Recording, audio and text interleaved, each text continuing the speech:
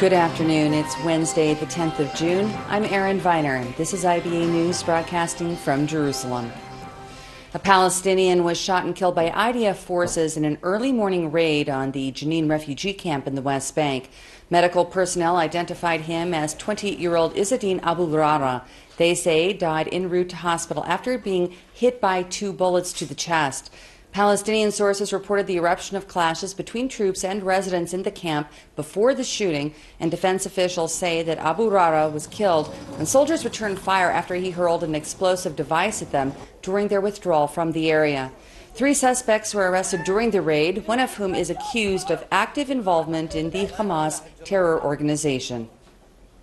A huge blaze is raging at this hour in the Rotem Amfert chemical factory in Dimona, amid reports that people are still trapped inside the facility. Several firefighting teams are fiercely battling the 20-meter-high flames, which are feared may bring down at least one wing of the building.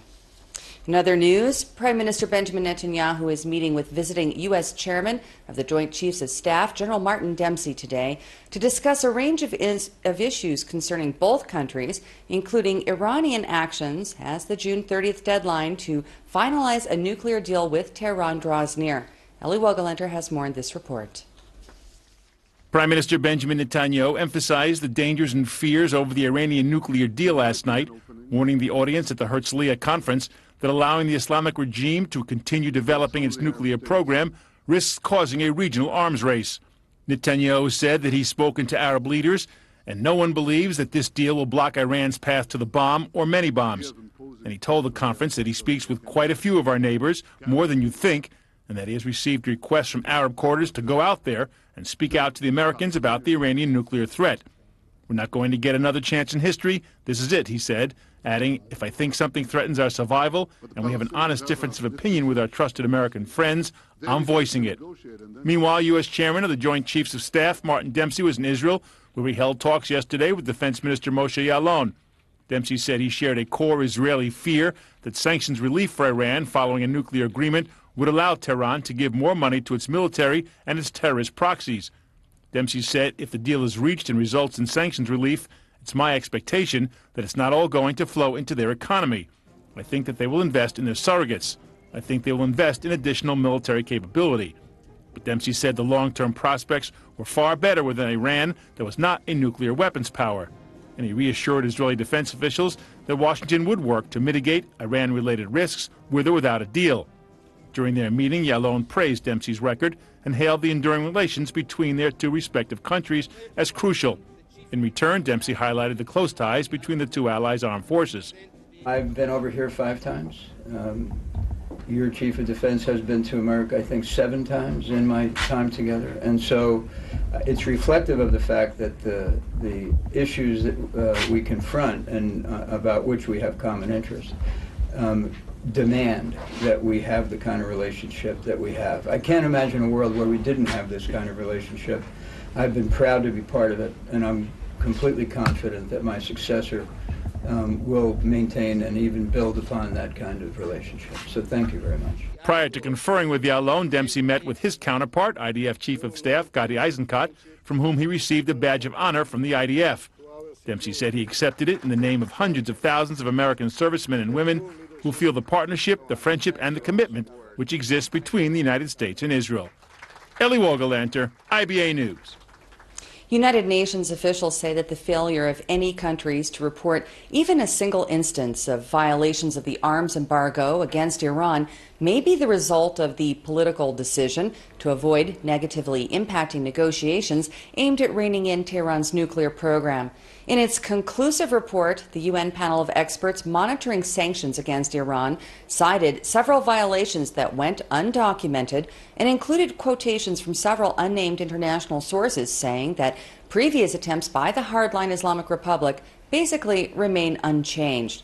The panel did acknowledge Tehran's implementation of its commitments during the nuclear negotiations, but its questioning of the lack of reported procurement attempts is likely to raise concern over the sincerity and accurate monitoring of Iranian activities.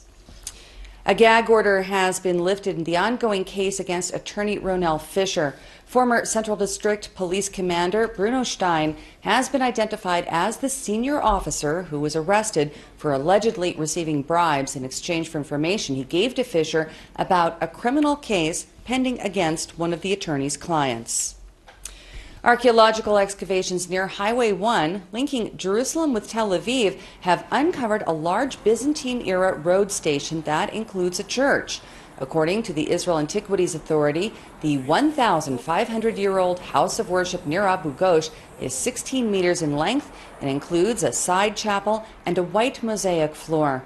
Archaeologists say that just west of that site, the remains of additional rooms were also discovered, believed to have been used as dwellings or storage, one of which contained a large quantity of pottery tiles. Numerous other relics also are being collected, indicating the intensive level of activity in the area, including oil lamps, coins, special glass vessels, and even the fragments of marbles. Following accusations of criminal activity against Likud MK Oren Chazan, it's now been revealed that a high-level Bulgarian diplomat contacted a Knesset official after Chazan's election to office in March, specifically requesting that he not be appointed head of the Interparliamentary Friendship Committee between the two countries. Allegations that the first time MK supplied crystal meth and prostitutes to visitors at a casino that he managed in Bulgaria were broadcast in an expose on Channel 2 earlier this week. Chazan is strongly denying the allegations, but in the meantime, he has been informed by Knesset Speaker Yuli Edelstein that he will not be permitted to lead plenary sessions in his additional capacity as Deputy Speaker until further notice. The Justice Ministry is preparing a plan of legal steps to take against the BDS movement. During her remarks at the Herzliya conference, Justice Minister Ayelet Shaked declared that the entire government is switching from a defensive to an offensive mode and will combat a number of organizations aimed at harming Israel and its just path, independence, and prosperity. She went on to attack the argument that by doing business beyond the 1967 line, it's illegal, as being fundamentally mistaken, pointing out that judicial bodies in multiple nations around the world have repeatedly ruled that companies operating in the West Bank are not violating international law. This came as a large movie theater chain in the United Kingdom rejected demands from prominent filmmakers that it cancel tomorrow's slated opening of the London Israel Film and Television Festival. An open letter in The Guardian British Daily, published by the filmmakers, had urged Curzon Cinemas and the BAFTA Theatre to drop plans to host the event because they say it's partially funded by the Israeli government. The cinema executives rejected the accusation that such participation expresses a political position and said that the company has hosted many such festivals throughout the years that include a variety of political views from around the world, and they have never been previously asked to consider the source of financial backing. But the BDS movement did get a boost here at home from the Hadash Party, which has voiced support for the boycotting of products from the West Bank. The faction is part of the Joint Arab List, and members describe such action as a justifiable form of protest over the plight of the Palestinian people. The leader of both Hadash and the Joint List, Ayman Odeh, has issued a call for the international community, including unions and organizations, to intensify the campaign against Israel to achieve what he says would be a just peace in the region founded on honoring people's rights and an end to all injustices, oppression, and racism. Fierce public debate continues to hound decisions by newly appointed Culture Minister Miri Regev. The latest controversy concerns prominent Haifa theater actor Norman Issa, who recently requested that the company substitute a stand-in for his role during an upcoming performance in the Jordan Valley, located in the West Bank. As a member of the Israeli Arab community and a firm believer in coexistence, Issa said that his conscience prevents him from performing in the occupied territories. He maintains that up until now, there's never been a problem with such a request. Regev has responded, however, by announcing her intention to withhold all public funding allotted to the Almina Theater Group, which was co-founded and co-directed by Issa and his wife. She also said that Issa's refusal to perform in the Jordan Valley raises doubt over his claim to support coexistence. Meanwhile, settlement construction in the West Bank rose sharply in the first quarter of 2015, with a 219% increase in completed housing over the same time frame last year and a 93% rise in starts. Data released by the Central Bureau of Statistics shows that 529 settler homes were completed, with work getting underway on 566 others. Those numbers, by the way, are less than 5% of the total number of housing starts and completions throughout the entire nation. The spike in West Bank building is being attributed to the comparatively low rates of such construction in 2014, when just 294 new units were finished during the first quarter, although this year's numbers are still far below the previous year, when 1,007 went up during the corresponding period of 2013. The current strain in U.S.-Israel relations does not have to continue. This according to former U.S. Ambassador to Israel Dan Kurtzer, who discussed the current tensions between Washington and Jerusalem, as well as the stalemate in the peace process, on the sidelines of the Herzliya conference with IBA's Efrat Batat. Well, there's a great paradox. On the one hand, both the administration in Washington and the government in Israel agree that the relationship in the security, intelligence, and political fields has never been better. It's in fact strengthened over the past few years to a point where we are at an unprecedented height in the amount of assistance that the Americans provide, on the mutuality of our intelligence sharing. So on the one hand, there's this tremendous growth in the relationship, and yet there's still a strain at the top. The President and the Prime Minister have not yet found common language, and that tends to undercut all the value that we have been able to achieve in other areas. The tension seems to have spread to the local communities, not just at the top level. We saw the welcoming that Lou received this week at the Jerusalem Post conference. Does that reflect a sense of lost hope? No, I feel bad for Jack Lew, who's a very dedicated Jew, a very strong supporter of Israel, and a terrific public servant.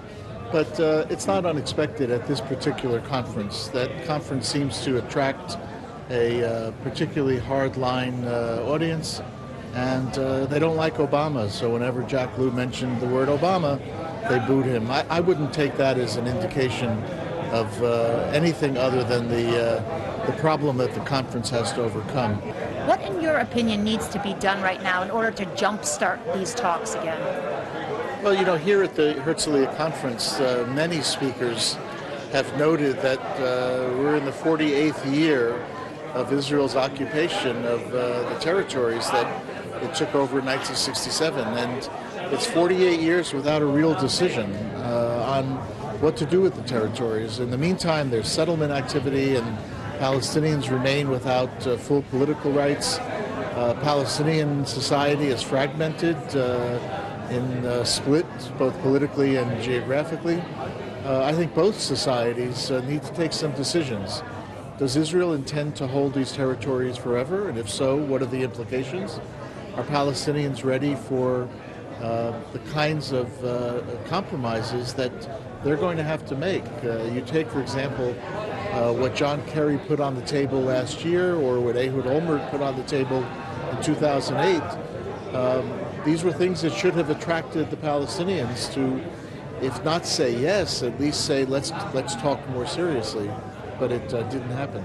It seems that right now leaders are busy placing blame, and who's to blame for this lack of talks, lack of negotiations. What do you think, if it's at all possible, to bridge such gaps when the Palestinians, like the Prime Minister said this week, are basically trying to work towards isolating Israel rather than reaching a substantial solution? Well, I argued when I was in government, and I've argued since in a number of books that I've published, that if there is a role for the United States, which also happens to be Israel's best friend, it is to try to shape not the outcome, but to shape the negotiations. What I mean by that is Israel and the Palestinians have a problem even arranging getting to the table. They both talk about no preconditions and then can't find a common agenda. And I think the United States can play a much more assertive role in trying to define the agenda. Here we are in 2015. Most of the issues are well known. The pathway to reaching an agreement is at least known, if not the actual agreement itself. And the United States, I think, can find a way, as we tried 15 years ago, to develop what we call parameters. In other words, terms of reference within which the two sides would then have to negotiate details. So far, we haven't done that. I would urge the Obama administration to consider doing that. And then I would urge the Israelis and Palestinians to accept to negotiate within those parameters, even if they don't like some of them. But that's what negotiations are all about. During his own meeting with General Dempsey this morning, President Reuven Rivlin said that he was born here in Jerusalem and that he is an Israeli. The president was making a pointed reference to the controversial decision by the U.S. Supreme Court that struck down a 2002 law for American citizens born in Jerusalem to have Israel registered in their passports as their country of birth. The plaintiff in the case was 12-year-old Menachem Zivotofsky, who waged a lengthy legal battle with his American parents to enforce the law. His father, Ari, expressed disappointment, saying that the decision shows that Washington fails to recognize Israeli sovereignty over any part of the city, even the western side that has been under Israeli control since 1948. The Palestinians are celebrating the verdict as a victory, and while speaking from his office in the West Bank city of Jericho, Palestinian chief negotiator Saeb Erekat said that it is clear what Israel should learn from this ruling. I hope that the American High Court decision will be a message to the Israeli government that East Jerusalem is occupied territories, that the Israeli decision to annex Jerusalem, to build settlements, to dictate the results of negotiations before they begin by demolishing homes, expelling Palestinians, and fait accompli policies, is not going to lead anywhere. It's total violations of international law. A suicide bomber today blew himself up at the ancient Egyptian temple of Karnak in Luxor. According to the Interior Ministry, police exchanged gunfire and captured 2 additional Islamist terrorists, one of whom died en route to hospital. Initial reports say that 4 Egyptians, believed to be local vendors, and 1 officer were wounded in the shootout at the southern town, which is just across the Nile from the Valley of Kings, where many pharaohs of ancient Egypt are entombed, and is an extremely popular site for millions of visitors each year. There have been no immediate claims of responsibility for the attack. Officials claim to have thwarted 2 other recent suicide attacks targeting the temple, where 58 people were killed in what is known as the Luxor Massacre in 1997. Today's bombing comes just 1 week after 2 police officers were shot dead near the #1 tourist destination in the Arab Republic at the Great Pyramids of Giza, just outside of Cairo. Following the political upset in this week's election in Turkey, opposition parties are now likely to demand the role of President Recep Tayyip Erdogan be limited in the next government, further complicating coalition talks amid efforts by his ruling party to retain its hold on power. Erdogan has already accepted the resignation of the government headed by Prime Minister Ahmet Davutoğlu, necessary to allow for the formation of the next one. While Erdogan's AKP party remains the largest with 258 seats, it fell 18 mandates short of retaining its majority at the 550-member parliament, and it's now forced to make coalition deals with smaller factions.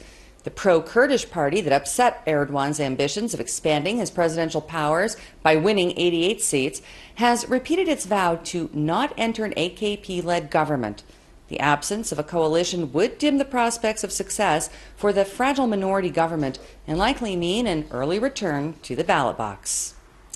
And in the spirit of it's never too late to triumph over evil, 102-year-old Jewish German Ingeborg Selim Rappaport was finally awarded her doctorate during a ceremony at Hamburg University this week, 77 years after she completed her dissertation on diphtheria in 1938.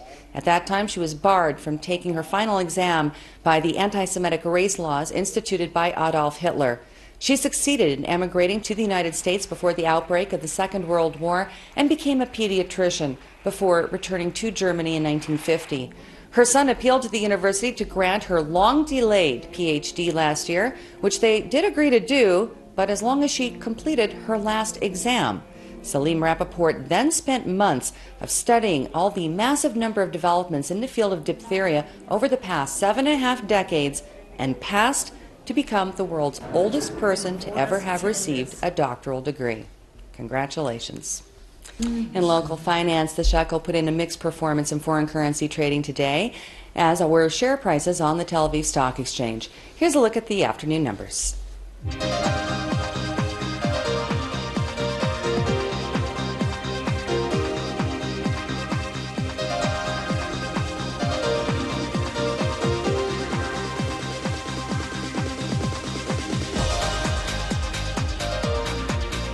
The IBA weather team says we can expect another unseasonably cool and beautiful day tomorrow with partly cloudy to fair skies. Here's the forecast at home and abroad over the next 24 hours.